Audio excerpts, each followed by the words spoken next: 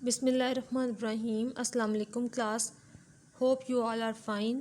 Class आज से हम नेक्स्ट चैप्टर स्टार्ट कर रहे हैं, that is sequences and series. और इसके बारे में आज हम पढ़ेंगे, इसके इंट्रोडक्शन को लेंगे आज हम सबसे पहले। तो चेक करते हैं कि सीक्वेंसेस और सीरीज़ क्या होती हैं। सबसे पहले हमारे पास है सीक्वेंस की डेफिनेशन।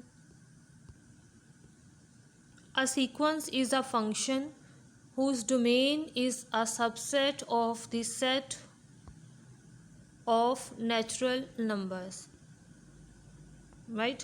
ये यहाँ तक हमारे पास इसकी डेफिनेशन है।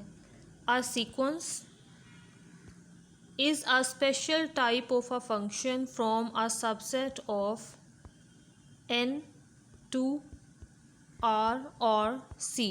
यानी अगर हमारे पास हमारे किसी फंक्शन की जो डोमेन है वो n यानी नेचुरल नंबर्स के किसी भी सबसेट को ले लें या नेचुरल नंबर को कंसीडर करें।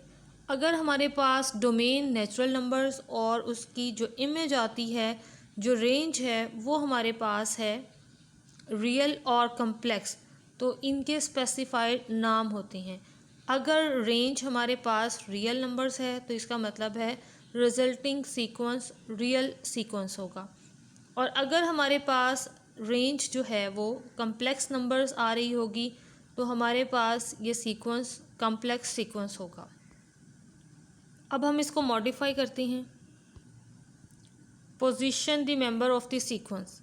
क्लास हम किसी भी फंक्शन को इस वे में लिखते हैं कि ये हमारे पास कुछ इस तरह से फंक्शन है जिसे हम डिनोट कर सकते हैं y से, और हर फंक्शन अपनी जो खसूसियत है वो दूसरे से डिफरेंट रखता है। यानी कुछ फंक्शन अगर n² + 1 है तो कुछ फंक्शन हमारे पास इज़ इक्वल टू 2n भी हो सकते हैं। यानी फंक्शन की जो इक्वेशन है वो डिफरेंट टाइप की हो सकती है n की values.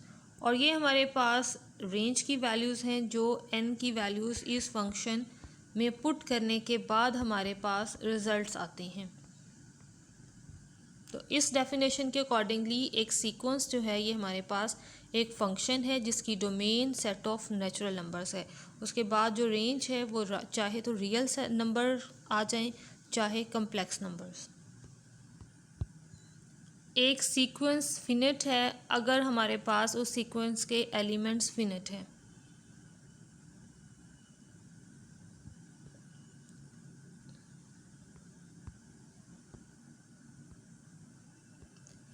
If the domain of a sequence is finite set, then the sequence is called a finite sequence. Right? ये above definition हमारे पास है finite sequence की। और infinite sequence के लिए an infinite sequence has no last term, यानी जिसकी last term ending term हमें नहीं पता होता वो हमारे पास infinite sequence होगी। और ये कुछ एग्जांपल्स हैं हमारे पास सीक्वेंसेस की। फर्स्ट सीक्वेंस में देखें हमारे पास 1 4 9 अप टू 121, ये हमारे पास एक सीक्वेंस है। यहाँ पे क्योंकि लास्ट टर्म मौजूद है इसलिए ये हमारे पास फिनिट सीक्वेंस है। ये भी फिनिट सीक्वेंस है, इसमें हमारे पास लास्ट टर्म नहीं अवेलेबल, सो ये इनफिनिट है। और ये भी हमारे पास एक सीक्वेंस आ रहा है और इसमें भी लास्ट टर्म नहीं है। This is also a sequence but last term is missing, so ये इनफिनिट सीक्वेंस है।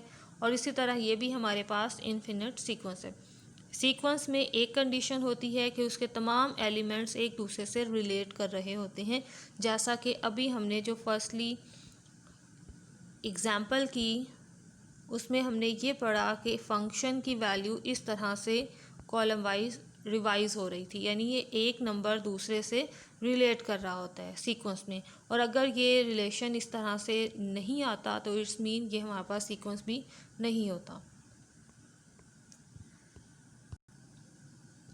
If we are able to find a pattern from the given initial terms of a sequence, यानी हमें कोई sequence दिया जाए और उस सीक्वेंस के अकॉर्डिंगली हम उसे एक पैटर्न में अरेंज कर सकें, then we can deduce a rule or formula for the terms of the sequence। यानी सीक्वेंस की टर्म्स के लिए हम एक फार्मूला ऑर्गेनाइज कर देते हैं और वो फार्मूला हमें उसकी नेक्स्ट वाली जो टर्म्स हैं वो फाइंड आउट करने में भी हेल्पफुल होता है। और ये फार्मूला हम किस से बनाते हैं, हम इनिशियल टर्म्स का यूज़ करते हुए फार्मूला बनाते हैं। अभी हम एक्सरसाइज के क्वेश्चंस करेंगे तो आपको इसके बारे में मज़ीद आइडिया हो जाएगा। ओके क्लास, आज हमने सीक्वेंसेस के बारे में पढ़ा है। नेक्स्ट चैप्टर में हम सीरीज़ के बारे में पढ़ेंगे और फर्स्टली तो हम सीक्वेंसेस से रिलेटेड कुछ क्वेश्चंस करेंगे नेक्स्ट लेक्चर में इंशाल्लाह, और उसके बाद हम फर्दर प्रोसीड करेंगे। तब तक के लिए अल्लाह हाफ़िज़, स्टे ब्लेस्ड, दुआ में याद रखिएगा।